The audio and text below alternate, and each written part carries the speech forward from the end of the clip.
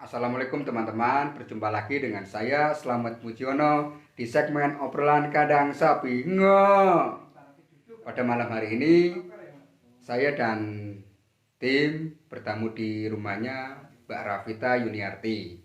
Yang mana pada malam hari ini saya akan membahas soal wanita karir. Nah, pasti para penonton sudah penasaran kan?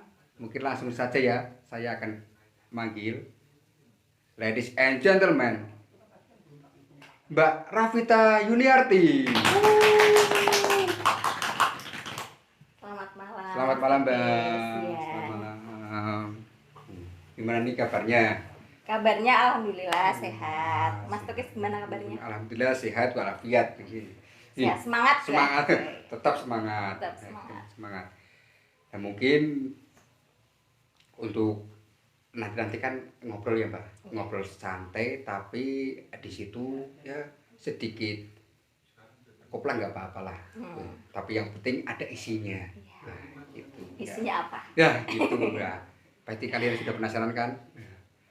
Gini, mungkin Mbak Rafita lebih baiknya memperkenalkan terlebih dahulu. Oh ya, mungkin karena saya jarang di rumah ya. Yes. Mungkin lupa saya itu siapa. Yes, gitu. Nama saya Rafita Yuniarti. Cuman di sini saya biasa dipanggilnya Pipit ya, Mas Tukis Iya, ya. Betul, itu Pipit. nama panggilan kecil Iya. saya. Oke. Itu aja nama? Udah, Udah, itu nama. aja. Ya kan? Ini soal wanita karir itu kan identik dengan wanita yang smart dan wanita modern. Nah, gini, menurut Mbak Rafita, wanita karir itu apa sih? Berarti ini topiknya tentang wanita karir ya. Yes, alright, yes. Iya. Oke. Menurut saya wanita karir itu ya wanita yang memiliki pekerjaan dan mereka itu secara finansial itu sudah mandiri gitu. Cuman kan mayoritas orang-orang itu berpikirnya bahwa wanita karir itu ya wanita yang bekerja di sebuah perusahaan gitu ya, di kantoran gitu ya. Oke. Ternyata itu tidak melulu seperti itu gitu. Jadi wanita karir itu ya wanita yang secara finansial mereka mandiri, mereka bekerja dan yang mereka lakukan itu menghasilkan uang gitu. Jadi meskipun dia itu bekerja di rumah, kan ada yang misalnya wanita-wanita yang punya usaha kayak all shop, Oke. atau wanita-wanita yang mempunyai hobi yang menghasilkan, itu juga sudah disebut wanita karir gitu. Jadi secara finansial itu mereka sudah mandiri. Oh ya, berarti tidak melulu di Sebuah perusahaan, ya, di betul. perkantoran ya gitu. Nah, ini apa sih motivasi Mbak Rafita sehingga memilih sebagai seorang wanita karir? Ya. Karena kita hidup itu kan memang harus ada pilihan ya, Mas Tukis ya. Kalau yang memotivasi saya itu jadi di zaman sekarang ini kita itu harus mengikuti perkembangan zaman gitu kan. Dan zaman sekarang wanita-wanita di luar sana itu mereka banyak yang sukses. Meskipun masih muda, mereka punya usaha sendiri, mereka bekerja, sudah menjadi posisi yang bagus di perusahaannya, itu kan banyak sekali di zaman sekarang ini. Nah, wanita-wanita itu menginspirasi saya ya, untuk kalau mereka aja bisa, kenapa saya nggak bisa gitu. Jadi mungkin pada awalnya itu kan saya berasal dari sebuah desa nih ya. Untuk bersaing di kota itu kan membutuhkan mungkin keberanian gitu. Karena mungkin dari awal kan mungkin saya masa sih saya bisa gitu. Tapi saya lihat lagi mereka juga bisa, kenapa saya nggak bisa? Kan kita itu semua sama, kita semua wanita itu diberikan kelebihan, kemampuan masing-masing itu kita bisa gitu. Tinggal gimana kitanya mau atau enggak untuk mengembangkan kemampuan yang kita miliki gitu. Jadi dari situ saya termotivasi gitu untuk ya udah, mungkin kan kalau di sini orang-orang ya mungkin menganggap saya itu kayak apa sih, kayaknya nggak pernah pulang kayak gitu kan. Di sana kan saya kan ngekos ya, Mas Tukis ya, ngekos itu kan bekerja gitu. Jadi bukan saya main-main atau gimana gitu. Jadi saya emang punya mimpi lah ya, punya mimpi untuk merubah hidup saya, untuk tidak melulu hanya di lingkungan yang seperti ini gitu. Oh, ini kadang kan gini ya Mbak, mungkin kan kalau wanita karir ya kan itu kan identik dengan yaitu tadi yang sebelumnya saya katakan itu adalah wanita pintar dan wanita modern, yang mana dalam hal itu kan nantinya itu kalau kok saya sebagai orang awam itu kan nanti kan bentrok sama apa namanya sebagai Peran ibu ya rumah tangga. peran sebagai Iya. rumah tangga. Nah itu gimana sih cara menyikapinya agar seimbang Mbak antara Ibu rumah tangga ya, dan bekerja ya, gitu iya ya. gitu. Untuk menyeimbangkan itu karena kan kita melakukan dua peran ya, kita melakukan dua peran itu memang nggak mudah gitu ya, karena di satu posisi kita pernah disudutkan dengan keadaan yang membuat kita itu bingung antara kita harus memilih peran kita sebagai ibu rumah tangga atau kita memilih pekerjaan kita gitu kan. Di situ kadang kan merasa sulit gitu ya, cuman memang di dalam dua peran itu kita harus memprioritaskan salah satunya. Gitu. Jadi di dalam dua peran itu harus ada prioritas biar kita itu nggak bingung nantinya mau milih harus melakukan kewajiban kita sebagai ibu rumah tangga atau sebagai wanita karir gitu. Jadi kalau saya memprioritaskan keluarga gitu. Jadi kalau misalkan di dalam misal kita dihadapkan kita harus berangkat bekerja pada saat itu karena mungkin ada meeting dan kita harus datang gitu. Tapi di satu sisi lain suami kita misalkan sakit gitu. Jadi kalau saya memprioritaskan mungkin saya izin untuk tidak berangkat bekerja karena mengurus suami saya gitu. Jadi harus ada prioritas gitu. Jadi kalau untuk menyeimbangkannya ya nggak bisa kita samaratakan, itu nggak bisa gitu. Berarti tetap ada skala prioritasnya. Iya betul, harus ada prioritas. Gini, itu apa ya Mbak, cara menyikapinya itu kan pasti kan kalau menurut saya kan sih tetap ada sedikit bentrok sih Mbak, kan gitu sih maksudnya. Entah itu katakanlah ada kepentingan keluarga nantinya harus izin kan gitu lah. Ini mungkin nah gini Mbak Rafita, ini kan soal menyeimbangkan kan sudah jelaskan oleh Mbak Rafita. Nah ini soal kendala terbesarnya Mbak menjadi seorang wanita karir itu gimana sih Mbak? Kendala terbesar ya. Kendala terbesar. Kalau kendala terbesar itu mungkin tidak ada ya, karena setiap masalah itu pasti ada solusinya gitu. Tinggal kita ya itu tadi, kita harus ada prioritas, makanya kita harus ada prioritas. Jadi kalau misalkan kita ada dibermasalahkan di dua sisi ini, kita sudah ada keputusannya harus diambil gitu. Begitu. Iya, makanya harus ada prioritas. Jadi ketika kita ada kendala dari menjadi wanita karir gitu ya di dalam sebuah rumah tangga gitu kan, kita udah ada prioritasnya nih. Jadi kendala-kendala misalkan masalah-masalah yang ada di dalam wanita karir itu kita bisa mengatasi karena kita udah punya pegangan gitu. Oke. Terus kedepannya ya Mbak, ini kan kalau saat ini kan Mbak Rafita kan belum mempunyai anak. Nah, tapi ketika kau sudah mempunyai anak, nah itu sebagai wanita karir itu apakah mau dilanjut atau mengurus anak? Iya gitu. Kalau itu saya fleksibel ya, saya komunikasikan dengan suami gimana komitmennya nanti. Kalau misalkan kok suami meminta untuk di rumah mengurus anak, ya saya lakukan. Kalau misalkan nggak apa-apa gitu, ya tetap bekerja. Iya, cuman prioritas saya tetap keluarga. Iya, berarti amazing sekali, amazing. Ini kan secara kultur ya Mbak, atau budaya lah, di khususnya di desa ya kan, itu yang namanya nikah muda itu kan masih tinggi sekali sih Mbak. Iya. Nah terusan di situ pun potensi dari seorang wanita khususnya itu kan sangat terbatas gitu. Iya. Malah bisa dikatakan tidak tereksplor gitu. betul. Itu menurut Mbak Rafita itu gimana sih? Kalau untuk fenomena nikah muda ya, Iya. itu di sini memang masih eh, rata-rata seperti itu ya Mas Teguh Iya, ya. masih Makanya sangat kita banyak. ya, Iya. makanya Iya. kita tanamkan dari sejak remaja ya, mungkin sejak di bangku sekolah ya. Buat adik-adik yang masih di bangku sekolah itu jangan ubah mindset kalian gitu. Jangan berpikiran bahwa lingkungannya kan rata-rata udah nikah muda nih, pasti saya akan seperti itu gitu.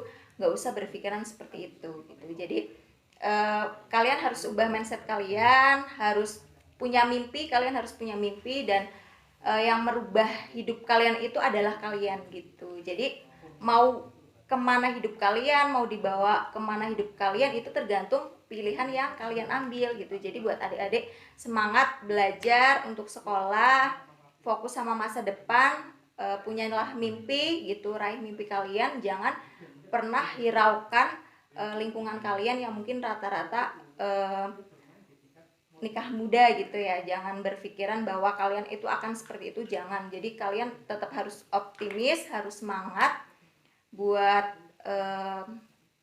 memperbaiki hidup kalian, buat mengubah hidup kalian, karena di luar sana itu sangat apa ya, bisa membuat hidup kalian itu lebih baik gitu. Jadi yang banyak yang bisa mendukung hidup kalian untuk lebih maju gitu. Jadi harus melihat luas, jangan hanya di sekeliling kalian. Jadi harus semangat. Untuk orang tua juga mungkin ya harus mendukung anaknya. Kalau misalkan anaknya memang punya keinginan untuk mungkin sekolah yang lebih tinggi, itu mungkin harus disupport. Mungkin kan kalau finansial mungkin mereka merasa ya gampang ngomong kayak gitu, karena mungkin kamu merasa memang ada uang untuk sekolah gitu ya. Gitu. Karena sekarang kan kalau misalkan kalian bersungguh-sungguh, itu kan pemerintah kan mengadakan beasiswa gitu. Jadi kalau misalkan kalian memang ingin maju nih, semangat ya, harus fokus, harus serius, sekolah ya sekolah gitu. Gitu aja sih. Saya ngopi dulu ini, Mbak. Ya, monggo. Sungguh kata-kata yang terucap dari Mbak Rafita itu amazing sekali, amazing. Ini Mbak, ini kan kita hidup di era yang bisa dikatakan yang bebas ya Mbak, apalagi ini hidup di era digitalisasi, ya kan? Nah, gini, mungkin dari desa itu, ya kan harusnya kan sudah tahu luar sih Mbak. Nah gitu, mungkin gimana cara menyikapi soal digitalisasi ini atau era ya bisa era dikatakan digital ya, ini supaya yang hidup di desa, berarti khususnya generasi muda sekarang itu bisa mengeluarkan potensi atau bakatnya supaya nikah muda itu rendah gitu. Rendah ya. Berarti melalui era digital itu ya. Gitu. Nah, itu kita mungkin harus banyak melihat. Kalau tontonan itu kan tergantung kita ya mau lihatnya apa gitu. Kalau misalkan kita cuma lihatnya yang buat happy aja, apa TikTokan atau apa gitu kan ya, mungkin kan itu tidak akan membangun ya, tidak akan membangun karakter kita gitu. Jadi sekarang kan udah mudah nih, udah mudah kita mau belajar apapun itu sekarang udah ada di YouTube ya, betul kan. Nah itu kalau misalkan kita itu punya passion, punya mungkin saya mungkin bakatnya ke sini nih gitu. Nah, kita kan bisa belajar otodidak dari YouTube gitu. Misalkan kita hobinya merias, mungkin kita tidak ada mungkin tidak ada waktu untuk misal belajar berias atau sekolah rias kayak gitu. Mungkin tidak ada waktu untuk belajar langsung gitu ya. Kita kan bisa melalui YouTube gitu, melalui aplikasi yang lainnya gitu, media sosial yang lainnya kan sekarang kan mudah gitu. Jadi dari situ kan bakat kita tersalurkan, dan kita juga bisa menggunakan bakat kita itu menjadi sebuah pekerjaan gitu. Berarti hobi, kalau hobi di dalam kerjaan kan lebih enak ya, enak, ya enak iya betul. Jadi sekali. tidak terasa. Oh, Ya. iya, oke. Nah, gini Mbak, soal itu ya Mbak, soal anak-anak di era sekarang yang sering melihat YouTube Iya, gitu, itu kan sebagai orang tua kan harusnya kan menyortir Mbak, mengawasi ya. mengawasi atau membimbing. Iya, Itu betul. kalau kedepannya kalau Mm-mm. Mbak Rafita ini sudah mempunyai anak, Mm-mm. itu cara mendidiknya itu gimana Mbak? Iya, Dengan keadaan era yang sekarang. betul Iya. ya. Memang kalau untuk eh, di zaman sekarang ini ya, kalau kita menuntut anak kita untuk tidak bermain gadget kan nggak mungkin juga, karena itu salah satu perkembangan zaman yang anak kita juga harus tahu gitu, mereka juga harus mengikuti kan. Cuman kita sebagai orang tua itu ya kita harus bisa menyortir apa saja yang bisa ditonton sama anak kita kan bisa. Itu kan misalkan di YouTube kan kita bisa sortir tuh, kayak misalkan edukasi aja yang bisa ditonton gitu. Nah itu kan bisa membangun mungkin semangat mereka dalam belajar, ataupun membangun eh, hobi atau kelebihan mereka, itu kan bisa disortir dari situ. Nah kadang kan kalau kayak di YouTube itu mungkin, atau di media sosial yang lainnya kan muncul kayak iklan-iklan yang itu ya yang tidak diinginkan Iya, gitu iya. kadang kan Itu muncul. iya. Nah itu memang bahayanya, mungkin kalau kontrolnya mungkin di situ kan kadang-kadang muncul kan, kita kalau misalkan tidak didampingi kan itu bisa saja nanti tiba-tiba dilihat gitu. Jadi tetap meskipun kita kontrol, kita juga harus mendampingi. Mungkin Oke. seperti itu ya. Mungkin kalau saya melihat itu kan anak-anak sekarang itu terlalu itu Mbak, terlalu Game dengan ya banyaknya ya. gadgetnya loh, Iya, terlalu gadgetnya iya itu. betul. Nah, di satu sisinya itu berpengaruh soal interaksi sosial Ya, gitu loh. Berarti lebih secara sibuk main gadget ya daripada gitu. bermain Ya. langsung ya. Mungkin kalau kok menurut pakar kesehatan mungkin apakah nanti motoriknya terganggu atau Ya. gimana terganggu, itu gimana sih Mbak?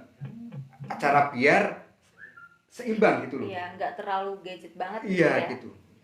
Ya mungkin ya itu kita harus membatasi penggunaan gadgetnya juga. Misalkan bisanya main HP kalau misal weekend libur aja dari jam sekian sampai jam sekian kayak gitu. Kalau misalkan pada saat hari sekolah ya fokus sekolah, bermain sama teman-teman gitu. Nah kalau misalkan weekend bisa nih dipegangin HP, cuman misalkan berapa jam kayak gitu. Jadi tetap ada main gadget juga bermain sama teman-teman gitu. Jadi harus seimbang gitu, nggak boleh dijorin. Kadang kan nangis nih, yaudah kasih aja HP kayak gitu. Nah itu sebenarnya kurang tepat gitu. Kalau misalkan anak nangis itu ya wajar ya.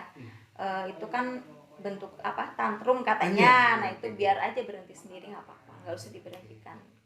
Berarti di situ peran orang tua kan berarti sangat Sangat vital. penting, betul. Ya kan Mbak? Ya. Berarti bagaimana memanage biar anak itu seimbang lah gitu soal main gadget sama interaksi sosialnya itu. Nah ini kan gini Mbak, ini kan waktu kan sudah malam Mbak. Nah ini untuk mungkin Mbak Rafita harus memberi pesan yang mana supaya generasi muda sekarang biar termotivasi Mbak.